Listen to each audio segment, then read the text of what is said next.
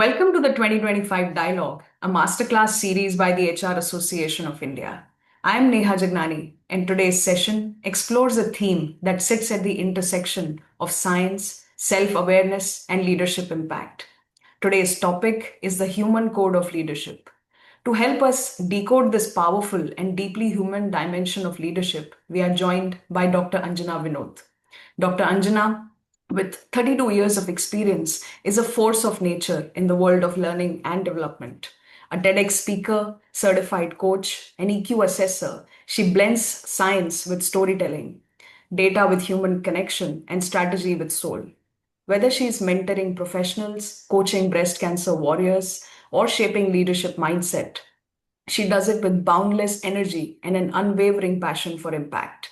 A three-time national awardee and Mrs. India International Classic 2023, she inspired audiences across the armed forces, PSUs, and global leadership forums. Beyond the training room, she finds joy in mandala art, storytelling, and cheering on her sports enthusiast daughter at HEC Paris. Dr. Anjana, thank you so much for joining. It's always a pleasure having you. Absolutely a pleasure. And it is so interesting when we talk about leadership and when we talk about the human touch. Unlike leadership, which was before, where people used to say, leader matlab sab aana chahiye. Leader means he should know it all.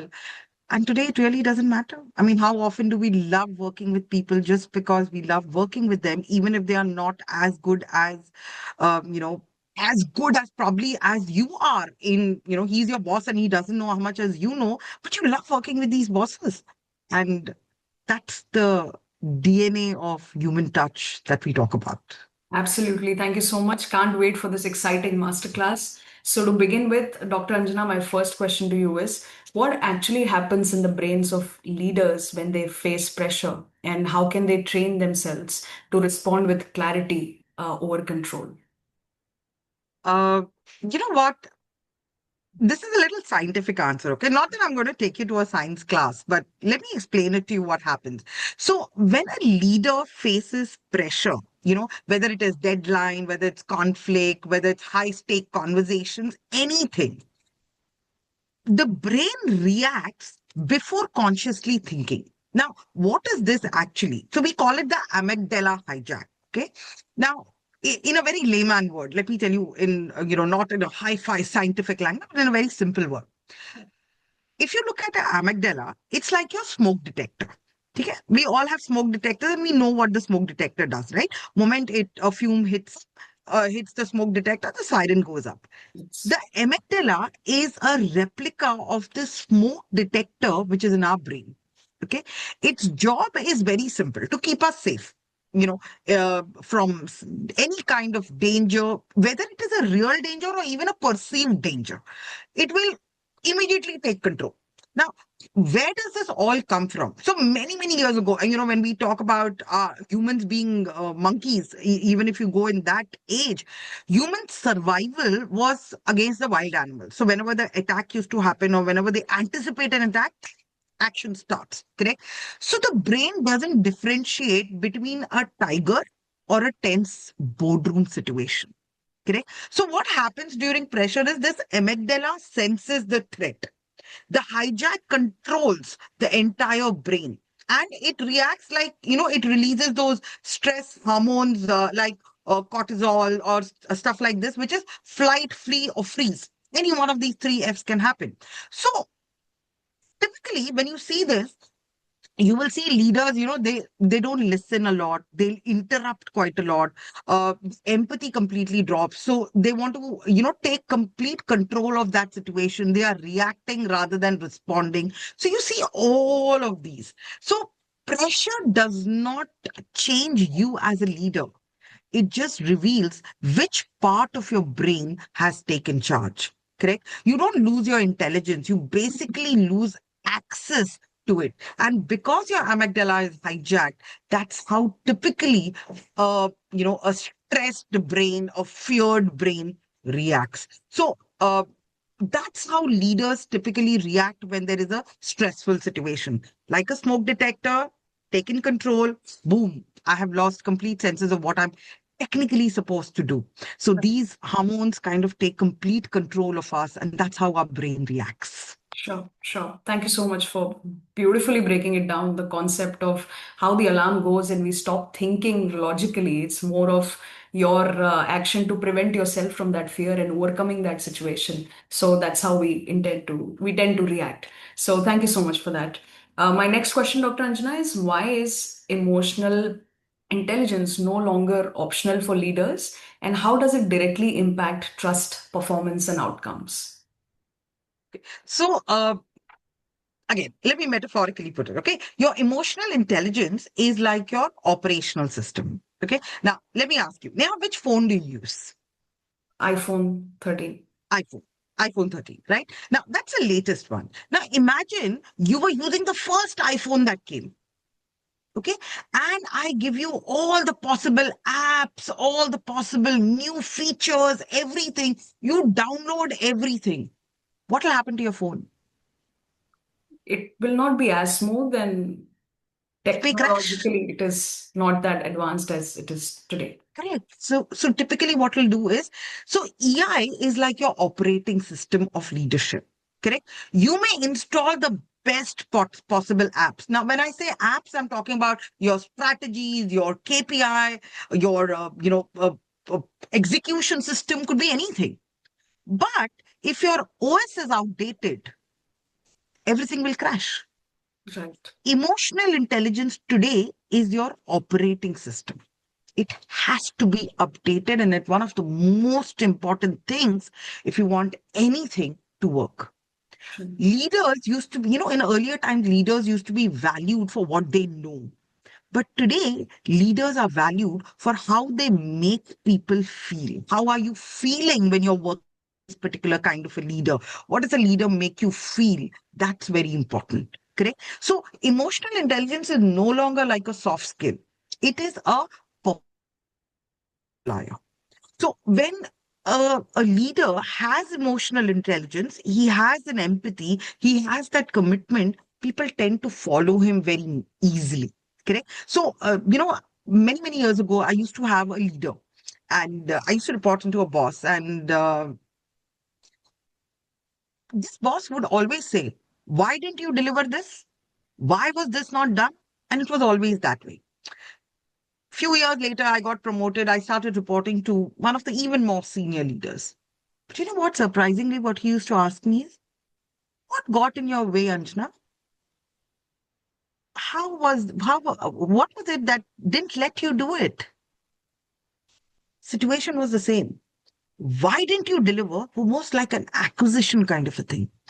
What got you in the way was like he trying to understand, hey, you know what? I always intended to deliver, but I couldn't because something was stuck. And he's more interested in knowing what was the problem I was facing, but not about why did I not deliver. It's the same data. But suddenly people started talking. So emotional intelligence is not lowering your standard, but it's about raising that trust. Remember, people don't leave organization. They leave these emotional climatic environments that you create. So, for any organization, for any leader to work efficiently, if you are emotionally high, if you connect with people better, they work that much better. Okay. So, it's not about why you did it, but it was how were you not able to do it? What got you on the way? I mean, can we talk about that? And suddenly everything changes. Sure. So, giving that benefit of doubt to people and understanding their pain points, I think that's what sustains in leadership today. Sure, sure. Thank you so much. Emotional intelligence clearly sets an ecosystem for people to thrive. And in that phase, I think you're listening more. You're interested in understanding the person more rather than jumping on conclusion and reacting to it. So thank you so much for that. My next question, Dr. Anjana, is how can leaders use storytelling and not data alone to shift mindset and influence behavior at scale?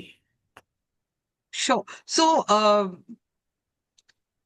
let me ask you this, Neha, a little personal question, but let me ask you this. Have you ever got a medical test done in Yes. your life?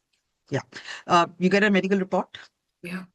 you go to the doctor, he sees Yes. the report. Do you understand anything from that report? I or, try to put basic. just Yeah. the Yeah. brackets, the range and where I am, wherever it is highlighted, but I would need consulting to understand. Consulting to a doctor, correct? And if the doctor reads that report and tells you, oh, Neha, your cholesterol is really high, and this is really high, and this is really, this is like this is like this, does it even correlate with you? I mean, okay, cholesterol is high, iska matlab kya hai? I mean, what does it really mean, correct? So data is like that medical report. How that patient experiences that data is the story behind it. So doctors don't treat reports. They treat people, correct? Now imagine me making you feel that report, me making you feel that data, humanizing that data for you is when people connect with that data very clearly. Correct. So whenever I talk to leaders to understand, or you want to make leaders understand certain things, data is very good. But when you want them to take an action to make that change, tell them a story. It works brilliantly well. Correct. So, I always give this example pictorically. If you see Lego blocks, okay. So I give you a bunch of Lego blocks. That is data. Correct. When you segregate that color by color, that is analysis of that data. And when you see, okay, I have 5 black, 10 this, 12 this, that is findings. That is what you found. But still, that is only data. But when I make a house out of it, and I tell you, this is what this data means, it becomes relatable to you.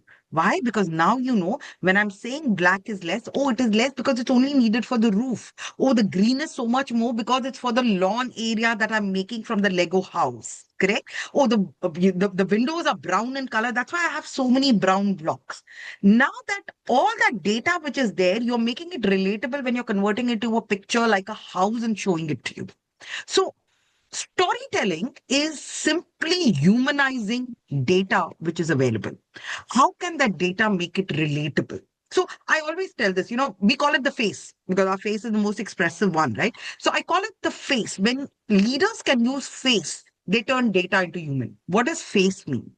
Find the human moment. What does that data affect? How is it relatable to a real person? Now, when I say that, oh, we have very many dissatisfied customers or the customer complaints are increasing, vis-a-vis, I said, 5 out of 3 people are saying the calls aren't getting answered on time.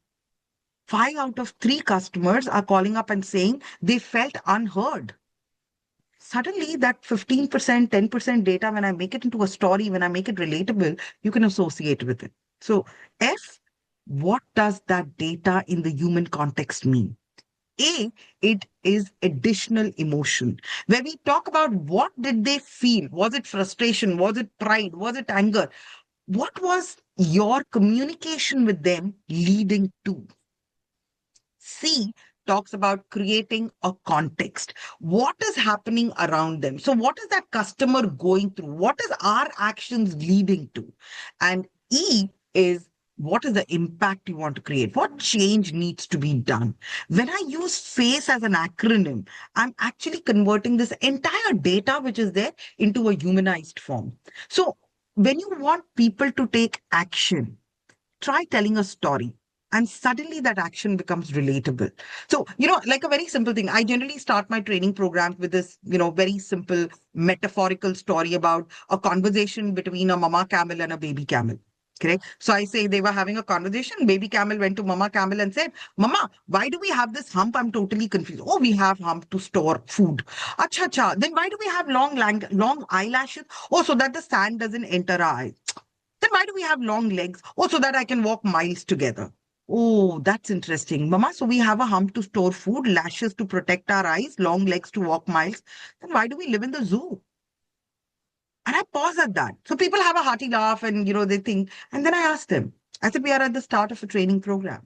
At the end of this training session, you will learn a lot of things. You have a choice. Do you want to keep every learning with yourself and still be the camel of the zoo, not apply anything? Or do you want to be the camel of the desert, slowly, gradually apply each learning and make it useful? How would you want to do it? Choice is yours. Now, suddenly, because it's a story, people make it so relatable that next time when they're conversing, they're like, Anjana, camel of the desert, I have applied this. And it's just fun to hear them use metaphorical language when they speak. And these are very small nuances. But I think stories is something that stayed with us right from childhood. We all have heard stories. And probably that's the reason humans love to use stories in their conversation. Ancient Indians never used to have language of communication, they used to draw. Those were all stories. And that's how you make it relatable. So I feel data, when humanized, is when people can use it more relatably. Sure, it is amazing how storytelling can drastically change your interpretation of data and for you to act upon it in the right manner. And also the FACE acronym was really thought-provoking. And last but not the least, your camel story, I think learning, as you rightly said, actually starts after you get out of the training room. It's when you act upon it. So thank you so much for throwing some light on that. My next question, Dr. Anjana, is from boardroom to personal battles. What inner leadership muscles are essential to sustain resilience and purpose? Uh, you know what? Let me ask you this question, Neha. Neha, have you ever seen a boat sink? Yes, Okay. like And why does it sink? on television, the water gets into it. Correct. It's And how does a boat sail? Where does it sail? um, On the same water. on in the same water. Yeah. Correct. So that's the core of your answer. You know what? When we talk about leadership, if we let the negativity enter inside us, if we let that challenges affect us, like the water entering inside the boat, it'll sink. But you can still float in the same water. The environment can still be the same, correct? So, they always say that a boat sinks because of the water around it. The boat sinks because it doesn't sink because of the water around it. It sinks because it lets the water get inside it. Leadership is very similar. Pressure around you actually doesn't break you. What breaks you is when you're not able to manage that particular pressure. Correct? So it's more internalizing that we talk about that you do. So when we talk about, uh, what as a leader or how as a leader you hold yourself, the conversation that you have with yourself is what that internal change really does. So when we talk about boardrooms or we talk about any personal battle, the muscle that we need to really be strong with is that inner core conversation that we have, the self awareness that we have, the pause that we take before we talk, the emotional regulation that we go through. I identified what I'm going through, but I'll only be able to act when I know exactly what I'm going through, whether it is criticism or anything. Resilience is not about feeling, it's about feeling without collapsing. I know I'm going through this, but I know how to sustain with it. I know how to act in it. And also, what is very, very important is the purpose. If I know the why, behind whatever I am doing, what is the meaning that I'm giving to that context makes a world of difference. Because purpose, generally helps you get through those days, especially when the motivations are really low. What still matters to us? And also the self-compassion, the conversation that you have with yourself, the dialogue that you have with yourself, the way you tell things to yourself makes a world of difference. So when we talk about any kind of a battle that you're fighting, the muscle that really needs to be, activated per se is the muscle of self-talk and purpose. What you tell yourself makes a world of difference. Like very layman example, but I'll generally ask this. Everybody gets a headache once in a lifetime. So I generally ask, so how are you feeling today? Oh, Anjana, I have a bad headache. Moment you use the word have, you become a custodian of it. But moment you say, I'm recovering from a headache, the brain gets a signal, this is not mine to keep. I have to let it go. And moment it understands it has to let it go, it acts accordingly. A lot of personal dialogue that we tell ourselves decides our self-worth. And I always tell this, the human brain, like Three Idiots, he says, all is well, all is well. Why does he say that? Because honestly, the brain doesn't understand how to act. It's our signals that we give to the brain that makes a difference. So the day you are lowest in your mood, wear the brightest color, wear your favorite dress, dress up really well, go have your favorite meal, and see how the mood changes. They say when you're not keeping well, don't sit in the house holding your head. Just go out. How often have we gone out and we have forgotten everything? Because the brain doesn't remember stuff that you don't ask him to remember. So, there's this famous saying which says that uh, your energy flows where your focus grows.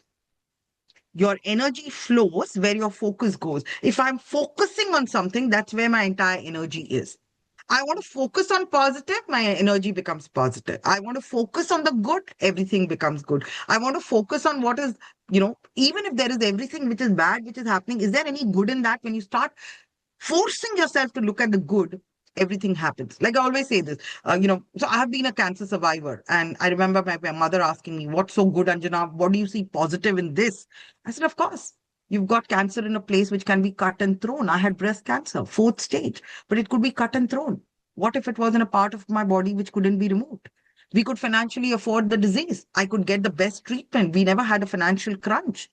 Correct? So, wasn't that good in the whole thing? I mean, if you genuinely want to look at something good, good is possible. But the problem is our focus generally goes on negative, and that's normal human. You need to learn to become positive. You need to learn to look at positive things. So I always say this: one negative thought that comes to your mind, cut it with two positive thoughts. So, moment your brain thinks negative, think too positive around it. Oh, this person has not called me. Maybe his phone is lost. Maybe he doesn't have money to pay the bills. Oh, he was supposed to come home at 6 o'clock, didn't come home at 6 o'clock. Maybe he's stuck somewhere. He didn't call me. Maybe he's in a no network area. But he could have used somebody else's phone if his battery was drained. Yes, but probably there was nobody around who could give him. There's so much of flaw happening. So, there is always a positive side to it. The question is, you have to force yourself to see that positive side for changes to happen. Sure, beautifully put. I loved how you started with the fact that it is more of an inner core work to do that self-talk. Taking a pause is important. Knowing the purpose, knowing the why keeps you aligned, keeps you in senses to face the situation or the pressure. Self-compassion is also the key. And to summarize, the muscle is the self-talk and purpose, which can help you get over that pressure. And of course, focusing on the positives can make all the difference. So thank you so much. This brings us to the last question, Dr. Anjana, which is what daily practices help leaders manage their emotional energy and create teams that feel safe, motivated, and engaged? So, I always say this. Have you ever seen an orchestra? Yeah, there's a conductor who Yes. does this. Okay. I always relate leadership with this. It's a conductor versus the instrument. The instrument will react to the sound around it. Correct? What sounds you're playing, it reacts to the sound around it. But a conductor is the one who sets the rhythm, pace, and harmony, which instrument, how much sound should come. I believe leaders don't manage time, they manage their emotional energy very beautifully. So, leaders are not the one who just play along, they actually orchestrate their energy. Leadership is less about, playing loud or being more loud. It's more about setting that rhythm. So if I, as a leader, wants to practice something on a daily basis that can give me output, care. That's what we need. Correct? When leaders care, teams feel more safe enough and perform. What does care really mean? Check in. Before you go, just how are you really doing today? Are you carrying a negative baggage or an excess positive baggage when you're entering inside the system, when you're interacting with anyone? What baggage are you carrying? So, say for example, I may have something which is brewing on the back, and I know that I have to focus my energy there. I will come in preoccupied here. I may not be able to focus on the question that you're asking. I may not be able to focus on the answers that I'm giving. Correct. So before you enter, whether it's a meeting, whether it's a dialogue with anyone, ask yourself, are you carrying any baggage along? Now, you could have come late to office. Your car could have, probably escaped through, or maybe something really wonderful happened. You entered and you got the news that your child is doing awesomely well or has scored the highest. I'm carrying a very happy baggage along with me. So probably that happiness is overpowering every negative thing that is coming. And maybe I'm taking it very lightly when it should have been very serious because I'm in a very happy mood. So please check in, see, check in. How are you really feeling today? Take control of your emotions, take control of your things. I would say be aware of it. A, Right. acknowledge the effort, not the result. It's not always about the result. Sometimes, when we start acknowledging the efforts people have put in and we are telling them, hey, you know what, that was really tough, but I'm glad that you persuaded it till the end. I understand we didn't win it, but that's okay. You at least put in that effort. When you start acknowledging that, people start feeling that, hey, you know what? My efforts are seen. So if I put in more effort, next time results could be better. And I'm sure that will be acknowledged too. The R is about respond, don't react. You know, a lot of our tonality with which we speak, it is more in control than the task itself. So when I say something to someone, the way why didn't you do this? Oh, that's interesting. But why were you not able to do it? What happened? Both are whys. But the way I say the why, people feel comfortable answering the why. And E is about encouraging voice. Make it a very safe talk. A lot of times I say this that leadership, when you look at it overall, holistically, is no longer about having all the answers to all the questions. It's about creating that emotional safety. It's about creating that environment where probably the best answers can automatically emerge. Can I create that psychological safety for people to talk about it and take it to the next level? So that's what I personally feel that, do your care comfortably so that people can open up without any hesitation. Sure. Thank you so much for breaking it down. I liked how you started by saying that leaders actually orchestrate their energy and set the rhythm. It's more of that emotional energy that you create for people. And the CARE acronym, of course, sets the tone of this. So thank you so much. This brings us to the end of this masterclass. Thank you for your insights. Very grounding Thank you. conversation, Dr. Anjana. And you have actually reminded us that leadership isn't just about direction or decision, it's about self awareness, that emotional mastery that you achieve. And the ability to lead from within is very, very crucial. So, thank you so much for that. Thank you. So, you know what? I'll end it with this last favorite, statement that I always make. The future of leadership doesn't belong to the loudest voice in the room. It actually belongs to the calmest nervous system that is there. Absolutely. Because if you're calm from within, that's the energy that you will create outside. So, thank you so much for your time today and your insights. Thank you so much. Thank you. It's always been a pleasure. Thank you. Thank you. Our pleasure.